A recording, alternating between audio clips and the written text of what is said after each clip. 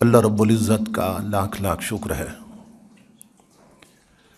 کہ جس نے اپنی توفیق خاص سے آپ کو اور مجھے آج کی اس عظیم الشان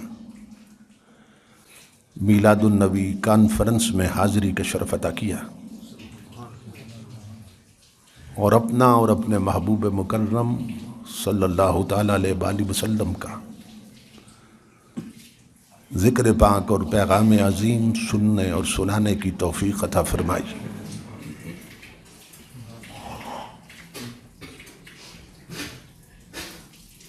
اس پاکیزہ کانفرنس میں جگر گوشہ شیخ المشائخ استاد العلماء شیخ طریقت حضرت علامہ پیر محمد ناصر گل صاحب زیدہ مجدہ آپ نے بھی تشریف لانے تھی۔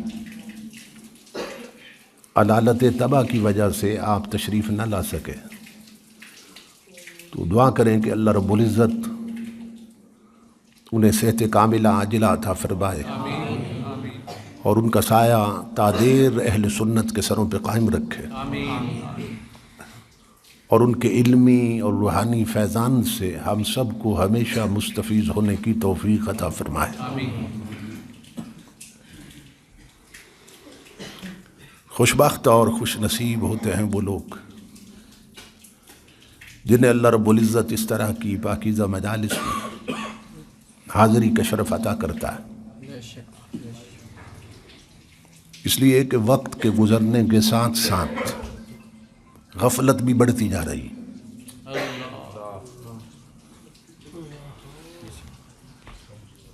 دین سے تعلق اور اس طرح کی پاکیزہ مجالس کی طرف طبیعتوں کا مائل ہونا یہ زوال پذیر ہے،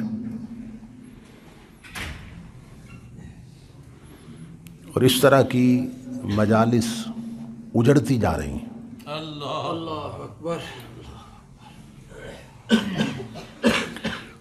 حالانکہ نبی اکرم صلی اللہ تعالیٰ علیہ وآلہ وسلم کی حدیث پاک کے مطابق جہاں مجلس قائم ہوتی ہے وہاں جنت کا باغ کھل اٹھتا ہے، لیکن پڑوس میں رہ کر بھی بہت سے لوگ اس جنت میں نہیں آتے، دکان نہیں چھوڑتے، گھر نہیں چھوڑتے، ٹی وی نہیں چھوڑتے، ٹچ موبائل نہیں چھوڑتے، اپنی خوش گپیاں نہیں چھوڑتے اور حضور کے ذکر کی مجلس چھوڑ دیتے ہیں۔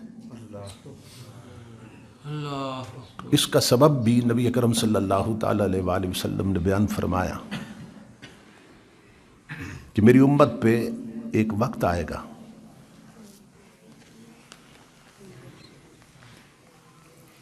کہ لوگ اسلام پہ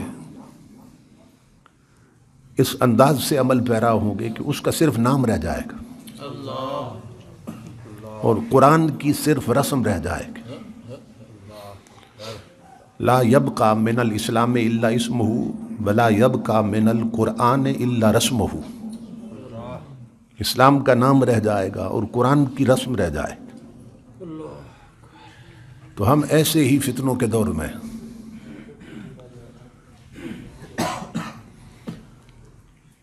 اب آپ تصور کریں کہ حضور کے ذکر کی مجلس ہو اور امتی میں طلب پیدا نہ ہو،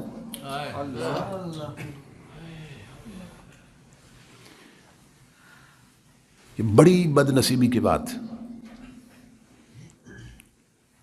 اور اس کے جو محرکات ہیں ان پر بڑی تفصیل کے ساتھ نبی اکرم صلی اللہ تعالیٰ علیہ وآلہ وسلم نے روشنی ڈالی ہے۔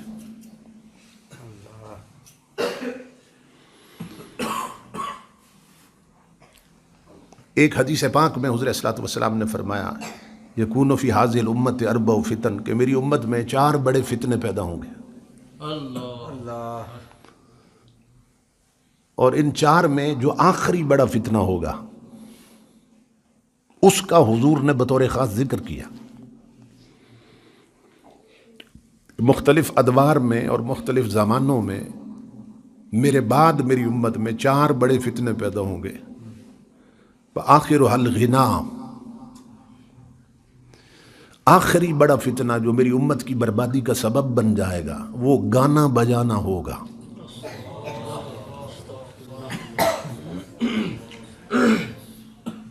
اب دیکھ لیں، کوئی رکشہ ایسا نہیں جس پہ گانے نہ چل رہے ہوں، کوئی سوزوکی ایسی نہیں جس پہ گانے نہ چل رہے ہوں، کوئی ٹرک ایسا نہیں جس پہ گانے نہ چل رہے ہوں، کوئی کوچ ایسی نہیں جس میں گانے نہ چلتے بلکہ فلمیں چلتی ہیں، کوئی شادی ایسی نہیں جس پہ گانے نہ چلتے ہوں، جوان لڑکے لڑکیوں کے ٹچ موبائل ایسے نہیں جن میں گانے نہ بھرے ہوں. بلکہ کچھ دن پہلے اسلام آباد کی ایک بہت بڑی یونیورسٹی میں ایک نائٹ شو ہوا ہے، اور اس یونیورسٹی کی جو وائس چانسلر ہے یا اس کو پرنسپل کہہ لیں آپ، وہ لیڈی ہے، اور وہاں اکثر لیڈیز ہی پڑھاتی ہیں، استاد ہیں، پروفیسر ہیں. تو انہوں نے 1 گھنٹے کے لیے ایک گویے اور نچیے کو بلایا اور 1 کروڑ روپیہ دیا ہے، اور بڑے بڑے وزیروں اور امیروں کی بیٹیاں سٹیج پہ آ کر اس نچیے کے ساتھ ناچتی رہی ہیں، اور اس یونیورسٹی کی جو پرنسپل یا وائس چانسلر ہے وہ بھی ناچنے میں شامل. دل کے پھپھولے جل اٹھے سینہ کے داغ سے، اس گھر کو آگ لگ گئی گھر کے چراغ سے. آپ تو خوش بخت ہیں کہ اللہ رب العزت نے اتنی آبادی میں سے آپ کو چنا اور جنت میں پہنچا دیا.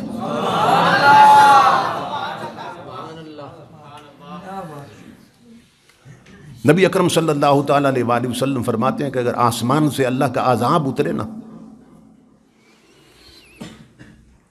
تو سوائے ان لوگوں کے سب جل جائیں گے. یعنی آسمان سے اگر آگ اترے، حضور فرماتے ہیں، تو سوائے ان لوگوں کے سب جل جائیں گے جو مسجد میں بیٹھے ہیں. صرف وہ بچیں گے جو مسجدوں میں بیٹھے ہیں. اور یہاں طلب ہی پیدا نہیں ہوئی، کتنی بڑی آبادی ہے، بازار میں کتنا رش ہوتا ہے، مارکیٹوں میں کتنا رش ہوتا ہے. اشتہار لگ چکے ہیں، قبلہ نے اعلان کروائے، دعوت دی ہے، مگر اس کے باوجود طبیعت مائل نہیں ہوئی.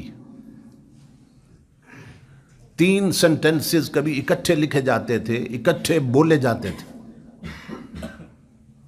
یعنی اس کو یونیورسل ٹروتھ کا درجہ دے دیا، آفاقی سچائی کے طور پہ اسے تسلیم کیا جاتا تھا. یہ 3 جملے ادیب اکٹھے لکھتے تھے، خطیب اکٹھے بولتے تھے. کیا کہ یہ ممکن ہی نہیں کہ پھول کھلے اور بلبل نہ پہنچے، یہ ممکن ہی نہیں کہ شمع جلے اور پروانہ نہ پہنچے.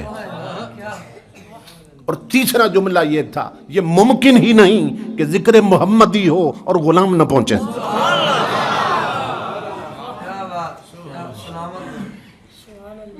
تو میں دیکھ رہا ہوں کہ ٹنچ باٹا کے دور دراز علاقوں سے میرے قریبی ساتھی آئے بیٹھے ہیں، اور کئی بد نصیب اس کے پڑوس میں رہ کے نہیں آئے.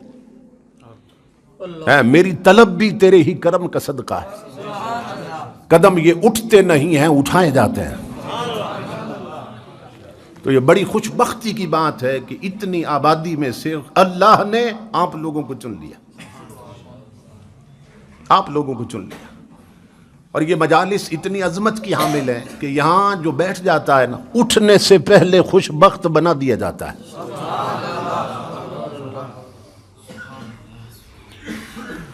تو اللہ رب العزت ان ہستیوں کا سایہ تادیر ہمارے سروں پہ قائم رکھے کہ جن کے سبب سے ہم یہاں جمع ہوئے ہیں. مجوزہ عنوان پر گفتگو کے لیے میں نے قرآن حکیم کی ایک مشہور آیہ کریمہ کو تلاوت کرنے کا شرف حاصل کیا ہے کہ جس آیہ کریمہ میں اللہ رب العزت نے 2 سوالوں کا جواب دیا ہے، یا 2 اعتراض تھے جن کا جواب دیا اللہ رب العزت. آپ اس آیت کے حوالے سے گفتگو سنتے رہتے ہیں، مشہور آیہ کریمہ ہے، کیونکہ کچھ آیتیں ایسی ہیں کہ جو اپنے معنی اور مفہوم کے اعتبار سے اتنی مشہور ہو چکی ہیں کہ کسی ان پڑھ کے سامنے بھی خطیب جب خطبہ میں تلاوت کرتا ہے نا وہ آیت، تو وہ بندہ سمجھ جاتا ہے کہ اب نور مصطفیٰ کی بات ہونے والی ہے، یا اب حضور کے اختیارات کی بات ہونے والی ہے۔ بعض آیتیں اتنی مشہور ہیں اپنے معنی کے اعتبار سے۔ امام الانبیاء کے غلاموں، اعتراض یہ تھا کہ حضور اللہ کی طرف سے نہیں آئے۔ جب حضور نے اعلان نبوت کیا تو مکہ کے کافروں نے کہا لست مرسلا، آپ اللہ کے بھیجے ہوئے نہیں ہیں۔ ایک اعتراض یہ تھا کہ آپ کو اللہ نے نہیں بھیجا ہے، ایک اعتراض یہ تھا۔ دوسرا اعتراض یہ تھا کہ چلو مان بھی لیا کہ اللہ نے بھیجا ہے آپ کو، لیکن ہیں تو ہمارے جیسے، نہیں مان لیا اللہ کے بھیجے ہوئے ہیں، مگر ان میں اور ہم میں اور کوئی فرق نہیں، صرف اتنا فرق ہے کہ انہیں اللہ نے بھیجا ہے، وہ اللہ کے بھیجے ہوئے ہیں۔ ایک اعتراض یہ تھا، اور یہ اعتراض تب سے اب تک چل رہا ہے کہ مان لیا کہ اللہ نے بھیجے ہیں، مگر صرف اتنا فرق ہے انہیں اللہ نے بھیجا ہے، وہ اللہ کے بھیجے ہوئے ہیں، رسول ہے، مرسل ہیں، اللہ نے انہیں بھیجا ہے، لیکن ہیں تو ہمارے جیسے نا۔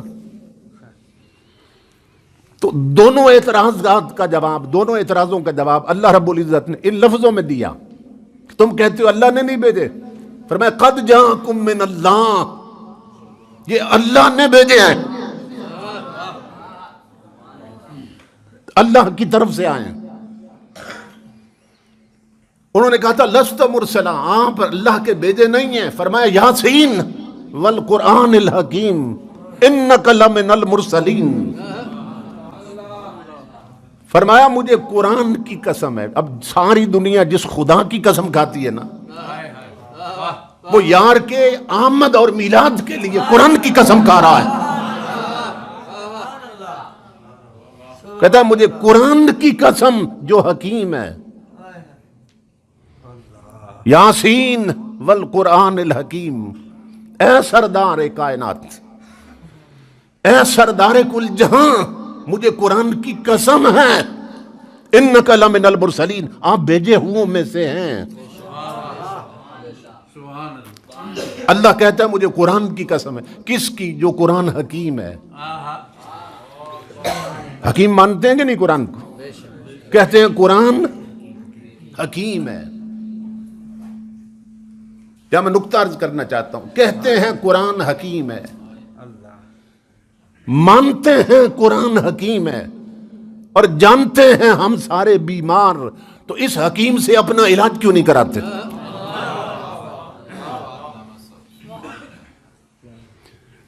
جب قرآن حکیم ہے اور ہم بیمار، اس حکیم سے علاج کیوں نہیں کراتے؟ اب کسی کے ذہن میں آ سکتا ہے کہ ہم تو ٹھیک ٹھاک ہے، بیمار کہاں ہیں؟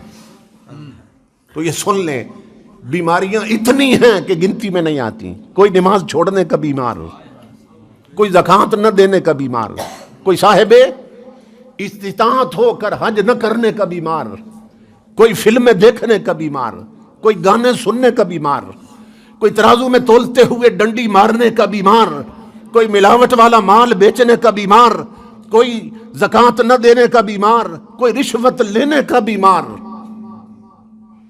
کوئی بچوں کی شادیوں پر ڈھولکی بجانے کا بیمار، اور اپنی بہو بیٹیاں بنا سنوار کر ویڈیو بنوانے کا بیمار، کوئی بچوں کو دین کی تعلیم نہ دینے کا بیمار،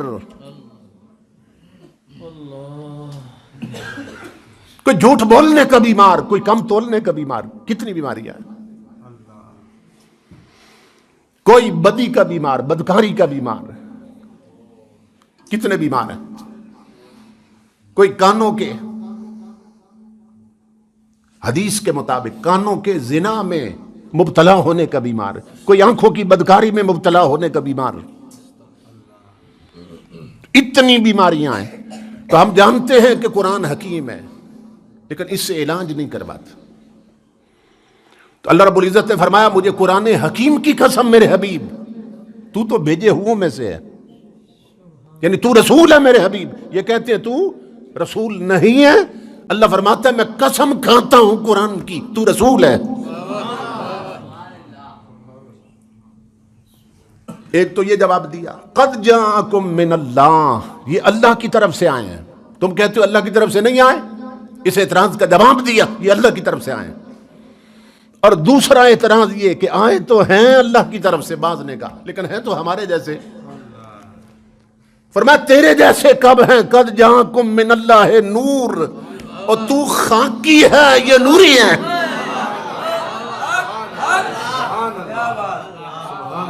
نادان تیرے جیسے کب ہیں، تو خاکی ہے یہ نوری ہیں. سمجھ رہے؟ اور جس طرف حضرت بھی اشارہ فرما رہے تھے کہ بعض لوگ جب حضور کی مثلیت پہ بات کرتے ہیں نا، بد مذہب لوگ، تو یہاں بریک لگ جاتی ہے انہیں. دیکھو نا جی حضور بھی پیدا ہوئے ہم بھی پیدا ہوئے تو ہمارے جیسے تھے نا، اس سے اگلی بات نہیں بتائیں گے.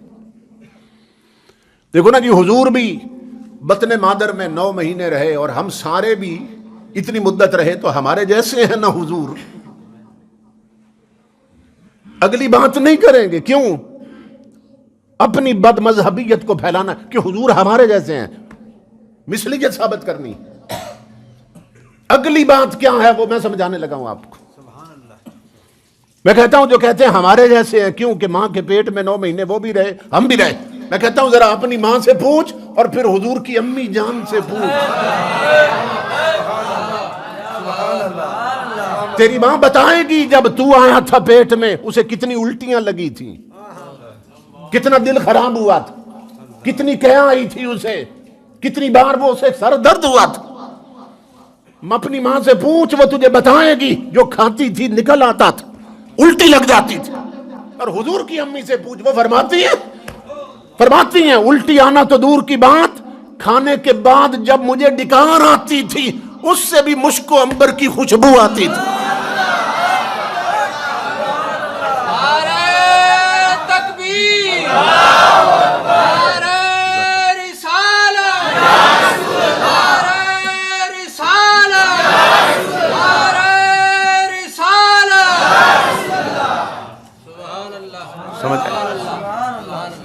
قیانا تو دور کی بات، جتنا عرصہ محمد عربی میرے بطن مقدس میں رہے.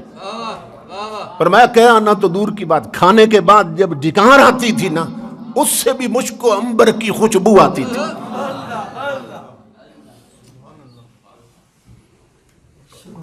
اللہ اکبر. اور تو اپنی ماں سے پوچھ وہ بتائے گی کہ جب تو پیدا ہوا تھا تو خون نکلا تھا. اور حضور کی امی سے پوچھ وہ فرماتی ہیں خرج منی نور،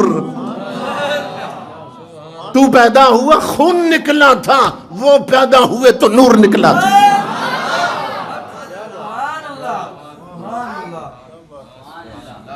تو ہمارے جیسے ہیں، ہمارے جیسے کہاں ہیں؟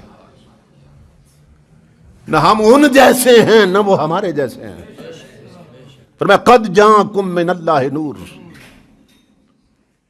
اللہ کی طرف سے تمہارے پاس آ گئے، آئے اللہ کی طرف سے، اور تمہارے جیسے نہیں، یہ خدا کا نور ہے، یہ خدا کا نور ہے.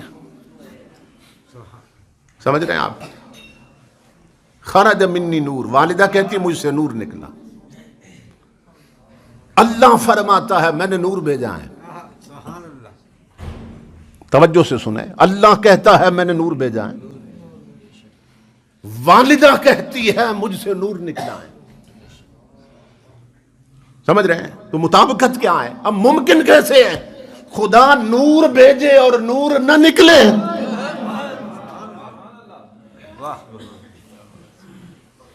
جب بھیجا نور ہے تو نکلنا بھی تو نور تھا نا. فرماتی ہیں مجھ سے نور نکلا. اور میں انگلینڈ سے بائبل لے کے آیا جو انگریزوں نے چھاپی ہے. وہ تو بہت متعصب ہیں کہ جہاں جہاں بھی بائبل میں نبی اکرم صلی اللہ تعالی علیہ وآلہ وسلم کا ذکر پاک تھا نا، انہوں نے کوشش کی کہ اس کو ختم کر دیں. لیکن جسے اللہ رکھے اسے کون چکھے؟ اللہ خود محافظ ہے محبوب کی عظمت ہو.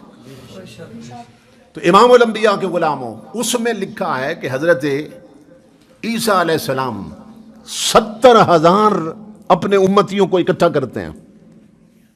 عیسیٰ علیہ السلام 550 سال پہلے حضور کے نبی ہیں، اور کیا اکٹھا کیا؟ اپنی امت کو اکٹھا کرتے ہیں عیسیٰ علیہ السلام، اور اپنا ذکر نہیں کرتے، ذکر مصطفیٰ کرتے ہیں. وہ کیا کہتے ہیں قوم کو، لیٹ می گو اوے، مجھے جانے دیجئے، لیٹ می گو اوے، مجھے جانے دیجئے. کیوں؟ The light of God comes down the mountain. 70,000 بنی اسرائیل کو اکٹھا کر کے کہتے ہیں، فرماتے ہیں مجھے جاننے دو. عیسائیوں کو اکٹھا کرتے ہیں عیسیٰ علیہ السلام اپنی امت کو، مجھے جاننے دیجئے. کیوں؟ کہ خدا کا نور محمد عربی پہاڑ سے اترنے والا ہے. خدا کا نور پہاڑ سے اترنے والا ہے. امام الانبیاء کے غلاموں، اب اس سے کیا ثابت ہوا کہ کملی والے کو صلی اللہ علیہ وسلم، حضور کو خدا کا نور ماننا یہ صرف سنیوں کا نہیں، نبیوں کا عقیدہ بھی ہے. خرج منی نور، مجھ سے نور نکلا. والدہ کہتی ہیں عیسیٰ علیہ السلام فرماتے ہیں میرے بعد نور آئے گا، مجھے جانے دیجئے. اور حضرت ام المومنین عائشہ صدیقہ رضی اللہ تعالیٰ آپ کیا فرماتی ہیں؟ آپ فرماتی ہیں لنا شمس وللہ فاق شمس. فرمایا ایک ہمارا سورج ہے، ایک آسمان کا سورج. اب دیکھنا حضرت عائشہ صدیقہ کیا عقیدہ دے رہی ہے. فرماتی ہیں ایک ہمارا سورج ہے، ایک آسمان کا سورج. وَشَمْسِ خَيْرٌ مِّن شَمْسِ السَّمَاءِ، لیکن عائشہ کا سورج اس سورج سے بہتر ہے.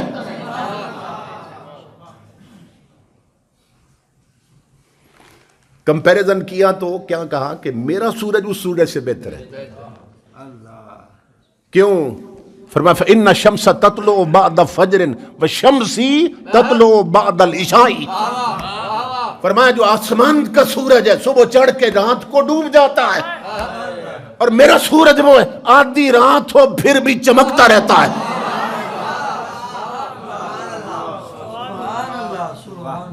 جو میرا سورج ہے آدھی رات ہو پھر بھی چمکتا رہتا ہے. عشاء کے بعد طلوع ہوتا ہے میرا سورج. حضرت عائشہ صدیقہ فرماتی. اور حضرت حلیمہ سعدیہ فرماتی ہیں، یہ کتنی بڑی شہادتیں ہیں. یعنی جن بدبختوں نے ایک بار نہیں دیکھا حضور کو، وہ کہتے ہیں ہمارے جیسے ہیں. اور یہ وہ ہستیاں ہیں جنہوں نے بار بار دیکھا ہے، بار بار دیکھا ہے. اور یہ عائشہ صدیقہ وہ ہستی ہیں کہ اللہ فرماتا ہے ہن لباس لکم وانتم لباس لہن. اللہ فرماتا ہے تمہاری بیویاں تمہارا لباس ہیں اور تم اپنی بیویوں کا لباس ہو. یہ عائشہ صدیقہ وہ ہستی ہیں کہ جس کے جسم کا لباس مصطفیٰ بنے، مصطفیٰ کے جسم کا لباس عائشہ بنی ہے، اور دیگر امہات المومنین بنی. تو حضرت عائشہ صدیقہ فرماتی ہیں ایک آسمان کا سورج ایک میرا سورج.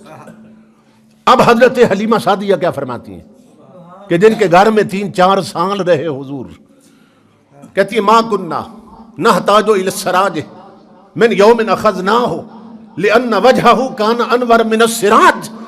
فرماتی ہیں جب سے محمد عربی میرے گھر میں آئے ہیں مجھے چراغ جلانے کی ضرورت نہیں ہوئی.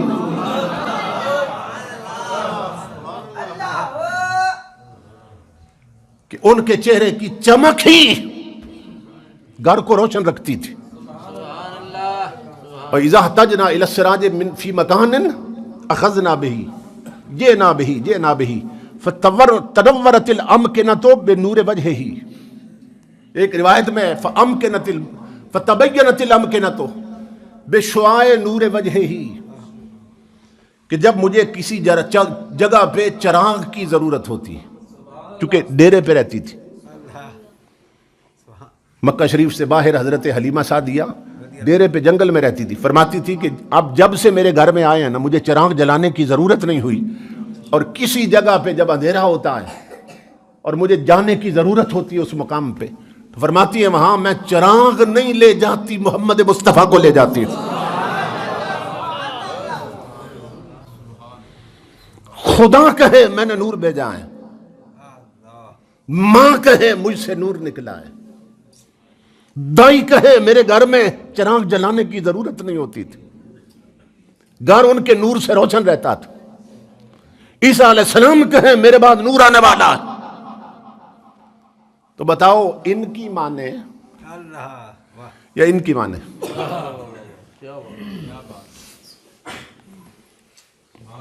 امام الانبیاء کہ جو بشریت ہے نا اس پر اللہ رب العزت نے ہزاروں پردے ڈال رکھے ہیں,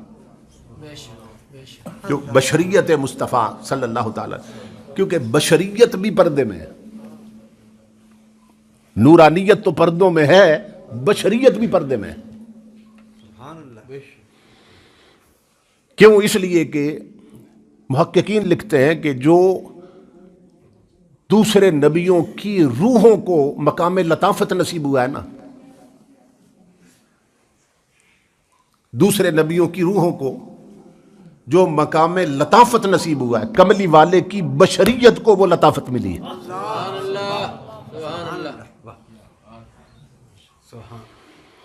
جس براق پر معراج کی رات حضور تشریف لے گئے تھے, جس براق پر تشریف لے گئے تھے, تو وہ نور کا بنا ہوا ایک مرکب تھا, ایک سواری تھی, نور کا بنا ہوا گھوڑا تھا. یعنی کسی سے بھی پوچھ لیں براق کس چیز کا بنا, سونے چاندی کا نہیں بنا تھا, نور کا بنا تھا. اور جسم مادی ہو تو نور پر کبھی سوار نہیں ہو سکتا, کیونکہ نور لطیف ہے اور جسم کثیف. کثافت نورانیت پہ سوار نہیں ہو سکتی ہے. آپ مٹی کا ایک ذرہ اٹھا لینا اور یہاں 1,00,000 ٹیوبیں روشن کر دیں, ان کی روشنی میں وہ مٹی کا ایک ذرہ جو ہے نا وہ آپ کھڑا نہیں کر سکتے روشنی پر, وہ نیچے چلا جائے گا. مگر امام الانبیاء نے صرف نور پہ سواری نہیں کی ہے, نور کو لگام دے کے رکھی.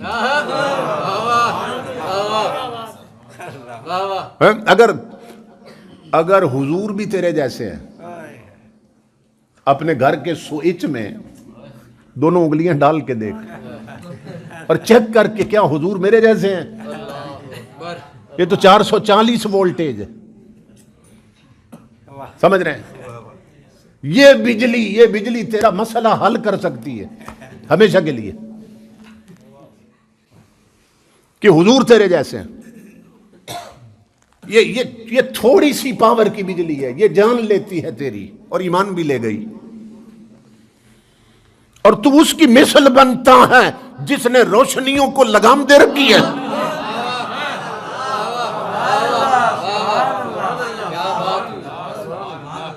اور روشنی پہ سوار ہے حضور.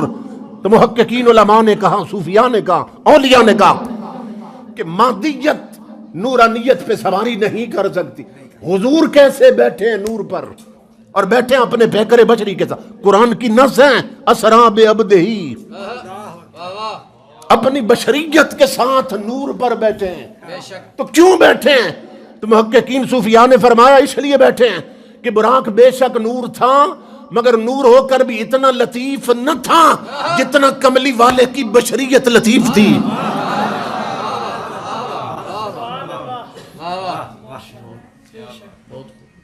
امام الانبیاء کے غلام و تاجدار کائنات کی نورانیت کا حال یہ ہے کہ صرف خود نور نہیں ہے. حضور صلی اللہ علیہ وسلم 2 سفر نہ حضور کی زندگی کے لمبے سفر ہیں حیات طیبہ کے, ایک معراج کا سفر, ایک ہجرت کا سفر. معراج کے سفر میں اللہ نے سنگت کے لیے اسے چنا جو نوریوں میں سب سے افضل تھا. اور ہجرت کے سفر میں خدا نے یار کی سنگت کے لیے اسے چنا جو اصحاب میں افضل تھا،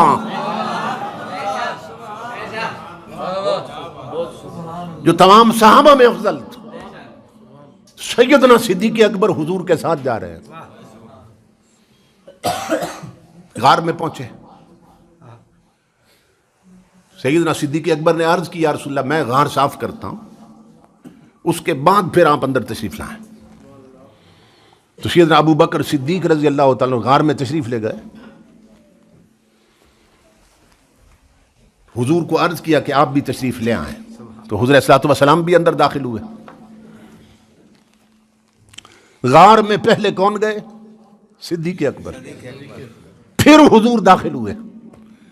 یہاں حضور شیخ الاسلام خواجہ قمر الدین سیالوی رحمۃ اللہ علیہ ایک بڑی غضب کی بات کرتے تھے، فرمایا پہلے جس کے دل میں ابو بکر نہ جائے مصطفیٰ نہیں جاتے ہیں۔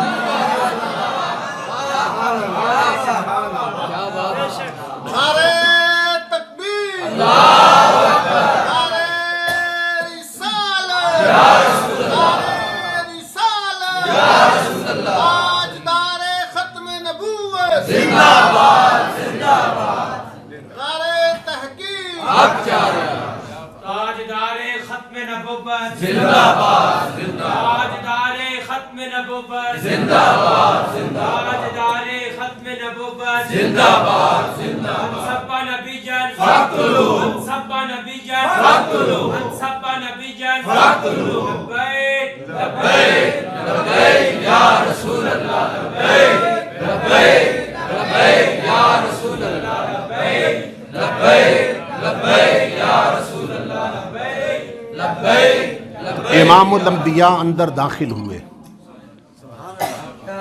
کفار مکہ تعاقب میں تھے، تلاش میں تھے، وہ غار تک پہنچ گئے۔ آپ نے علماء سے سن رکھا ہے کہ مکڑی نے جالا تن دیا تھا اور کبوتری نے انڈے دے رکھے تھے، آپ علماء سے سنتے رہتے ہیں۔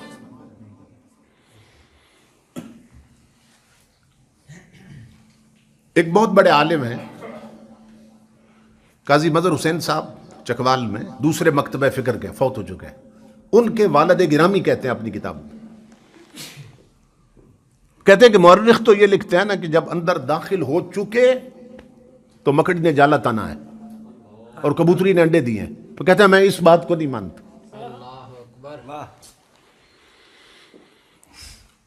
کفار مکہ جب پہنچ گئے تھے نا، آگے دیکھا نا مکڑی کا جالا ہے غار کے منہ پر،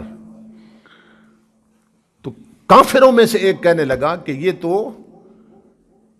تو محمد عربی کی ولادت سے بھی پہلے کا جالا لگتا ہے، اور صدیق اکبر کی پیدائش سے پہلے کا لگتا ہے، اگر یہاں سے اندر گئے ہوتے تو یہ جالا ٹوٹ گیا ہوتا،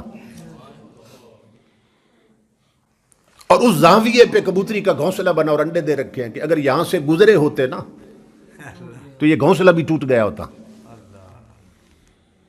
امام الانبیاء کے غلام ہو، یہاں میں صرف ایک نقطہ عرض کرنا چاہتا ہوں کہ پہنچ کر غار کے دہانے پر اندر کیوں نہ گئے؟ حضور اندر تھے، چند فٹ اندر بیٹھے ہیں حضور، چند فٹ کے فاصلے پہ،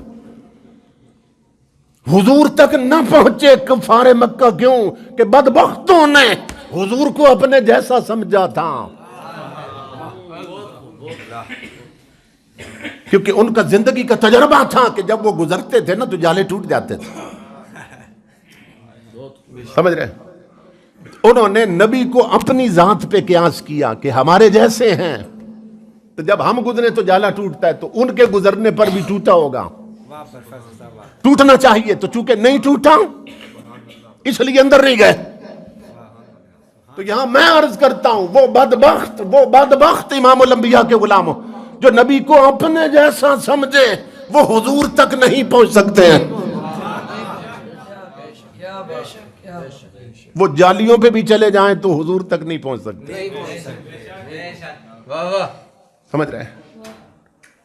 ان کے والد کہتے ہیں جالا پہلے سے موجود تھا اور گھونسلہ پہلے موجود تھا، انڈے پہلے سے کبوتری نے دے رکھے تھے۔ وہ کہتے ہیں اب سوال تمہارے ذہن میں یہ ہوگا کہ پھر جب حضور گزرے ہیں تو جالا کیوں نہیں ٹوٹا؟ وہ کہتے ہیں اس لیے نہیں ٹوٹا کہ حضور نور تھے، اور جسم مصطفیٰ اتنا لطیف تھا کہ حضور گزرے ہیں جالا نہیں ٹوٹا۔ اب دیکھیں نا، ادھر میری آنکھ ہے، آنکھ کا نور، اور اس سائیڈ پہ آپ بیٹھے ہیں اور درمیان میں اینک کا شیشہ ہے۔ اب میری آنکھ کا نور شیشے سے گزر کر آپ کو دیکھ رہا ہے، مگر شیشہ نہیں ٹوٹا، کیونکہ نور گزرے تو شے نہیں ٹوٹتی۔ سمجھ رہے؟ نور گزرے تو شے نہیں ٹوٹتی۔ تو وہ کہتے ہیں حضور لطیف تھے، نور تھے، گزرے ہیں مگر جالا نہیں ٹوٹا۔ کہتے ہیں جالا پہلے سے بنا تھا، مگر نورانیت مصطفیٰ تھی اور لطافت مصطفیٰ تھی جس میں بشریت کی، کہ گزرے ہیں مگر جالا نہیں ٹوٹا۔ لیکن اس سے بھی بڑی خوبصورت بات وہ کیا کہتے ہیں؟ وہ کہتے ہیں کہ اب تمہارے ذہن میں سوال ہوگا کہ صدیق اکبر بھی تو گزرے ہیں۔ چلو حضور گزرے تو جالا نہیں ٹوٹا، صدیق گزرے تو پھر کیوں نہیں ٹوٹا؟ وہ کہتے ہیں تمہیں نہیں معلوم کہ انہوں نے کاندھوں پر حضور کو اٹھا کر یہاں تک پہنچایا تھا، اور کملی والے صرف نور نہیں ہیں، جس سے لگ جائیں اسے بھی نور کر دیتے ہیں۔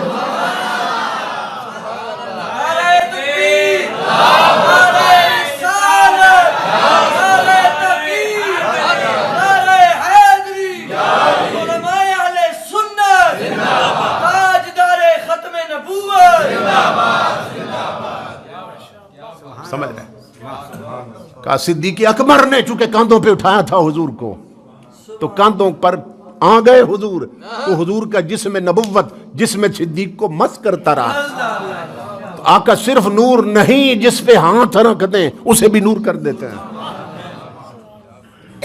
کہتے ہیں صدیق اکبر بھی گزرے ہیں، جالا نہیں ٹوٹا۔ اور امام الانبیاء کے غلاموں، پھر جب یہ ہجرت کر کے مدینہ پاک پہنچے ہیں نا، تو تمام سیرت نگار جو محققین ہیں انہوں نے لکھا ہے کہ مدینہ والوں کے لیے پہچان مشکل ہو گئی تھی کہ محمد مصطفیٰ کون ہے اور صدیق اکبر کون ہے۔ چہرہ صدیق پر اور وجود صدیق اکبر میں محمد عربی کی تجلیات اس حد تک داخل ہو چکی تھی کہ پہچان مشکل ہو رہی تھی کہ ان میں ابو بکر صدیق کون ہے جو استقبال کرنے آئے تھے، اور محمد عربی کون ہے۔ پھر صدیق اکبر نے جب دیکھا نا انہیں مغالطہ لگ رہا ہے، تو اٹھے، اپنے سر سے پگڑی اتاری، حضور کے سر پہ سایہ کر دی تاکہ دنیا کو معلوم ہو جائے آقا یہ ہے اور غلام یہ ہے۔ یہ جو تشریف فرما ہے یہ میرے آقا ہیں، اور یہ جو غلام سایہ کر کے اپنی پگڑی کا کھڑا ہے یہ ابو بکر صدیق۔ تو اللہ رب العزت نے فرمایا کہ ایک تو یہ میری طرف سے آئے ہیں، اور دوسرا یہ تمہارے جیسے نہیں ہیں، یہ رب کا نور ہے۔ امام الانبیاء کے غلاموں، میں یہ نہیں کہتا کہ تم حضور کا مکے میں چلنا نہ دیکھو، کیونکہ یہی چیزیں ہیں جو دلیل بناتے ہیں کہ چلتے پھرتے تھے گلی میں ہمارے جیسے ہیں۔ دیکھو نا، کھاتے پیتے تھے، سوتے جاگتے تھے، ہنستے روتے تھے، ہمارے جیسے۔ کہ ان کا چلنا پھرنا نہ دیکھو، ان کا کھانا پینا نہ دیکھو، ان کا سونا جاگنا نہ دیکھو، ان کا ہنسنا رونا نہ دیکھو۔ کیوں؟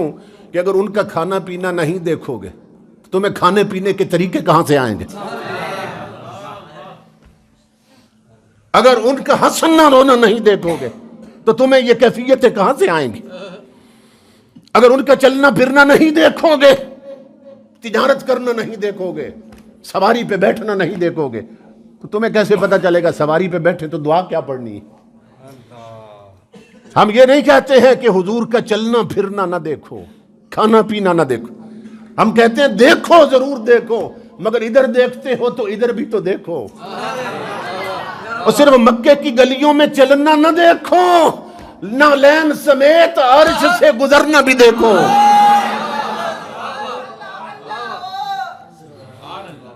صرف طائف میں پتھر کھاتے ہوئے حضور کے لہو کا بہنا نہ دیکھو۔ شب معراج جب جبریل نے سینہ چیرا ہے تو ایک قطرہ خون کا نہ نکلنا بھی دیکھو۔ سمجھ رہے ہیں؟ اور صرف پسینہ نکلنا نہ دیکھو کہ وہ بشر تھے تو پسینہ آتا تھا نا، کہتے ہیں ہمارے جیسے ہیں ہمیں بھی پسینہ آتا، اور صرف پسینہ نکلنا نہ دیکھو، اس پسینے کا دلہنوں کے لیے عطر کے طور پر لوگوں کا مانگنا بھی دیکھو۔ ادھر دیکھتے ہو ادھر بھی تو دیکھو. سمجھ رہے؟ دونوں کا دیکھنا ضروری ہے. کھانا پینا بھی دیکھو, ہنسنا رونا بھی دیکھو, اٹھنا بیٹھنا بھی دیکھو, وہ بھی دیکھو, اور عرش الہی سے گزرنا بھی دیکھو. بجلیوں کو لگام چڑھانا بھی دیکھو, اور بجلی پہ سواری کرنا بھی دیکھو. کیوں کہ جب کھانا پینا دیکھو گے تو خدا نہیں کہہ سکو گے, اور جب عرش سے گزرنا دیکھو گے تو اپنی مثل نہیں کہہ سکو گے.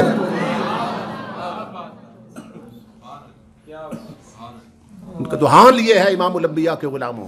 واقعہ مشہور ہے, اس سے اگلی بات مشہور نہیں ہے, وہ میں عرض کرتا ہوں. ایک صحابیہ نے اپنی بیٹی کی شادی کی تو دلہن کے لیے عطر نہیں تھا, تو وہ حضور کے پاس آئیں, عرض کی مجھے اپنا پسینہ عطا فرما دیں. تو امام الانبیاء نے انہیں ایک شیشی میں چند قطرے ڈال دیا اپنے پسینہ مقدس کے, اور حضور نے فرمایا کہ اس میں پانی مکس کر لینا اور دلہن کے سینے پہ چھڑک دینا اور پشت پہ چھڑک دینا. امام الانبیاء نے فرمایا. وہ لے گئی, دلہن کے سینے اور پشت پہ چھڑک دیا. وہ چھڑکا تو دلہن پہ گیا تھا نا, مگر پورے محلے میں خوشبو پھیل گئی, اور اس گھر سے خوشبو اس طرح نکلی کہ وہ گھر ہی بیت المطیبین والا مشہور ہو گیا. کہ جب کوئی جاتا نا اس محلے میں تو کہتا میں خوشبو والوں کے محلے میں جا رہا ہوں. جب ان کے گھر کوئی جاتا تو لوگ کہتے ہیں میں خوشبو والوں کے گھر جا رہا ہوں. تو وہ دلہن, خوشبخت دلہن, وہ بچی جسے حضور کے پسینے کے قطرے ملے تھے, وہ پھر اپنے سسرال گئی, اس کو آگے اللہ نے اولاد دی. امام جلال الدین سیوطی کا دور آ گیا, کئی صدیاں گزر چکی تھی, اور یہ سیوطی وہ ہیں جنہیں 75 بار جاگتے ہوئے حضور کا دیدار نصیب ہوا. سمجھ رہے ہیں؟ امام سیوطی کو کسی نے خبر دی کہ وہ جو دلہن تھی نا جس کو پسینے کے قطرے نصیب ہوئے تھے, اس کی نسل میں سے کچھ لوگ آپ کے علاقے کے قریب ایک گاؤں میں آباد ہوئے ہیں, اس دلہن کی نسل میں سے. تو آپ فرماتے ہیں میں نے سوچا کئی صدیاں جو گزر چکی تھی, چلو ان بچوں کی زیارت کر لیں کہ اوپر جا کر کئی پشتوں کے بعد جن کی ماں کو حضور کے پسینے کے قطرے ملے تھے, ان کے نسل میں اوپر قطرے ملے تھے, تو چلو میں ان کی زیارت کر لوں کہ یہ وہ خاندان ہے. سیوطی کہتے ہیں کئی صدیاں گزر چکی تھی, جب میں ان بچوں سے ملا تو اللہ کی عزت کی قسم آج بھی ان کے جسم سے پسینہ مصطفیٰ کی خوشبو آ رہی تھی.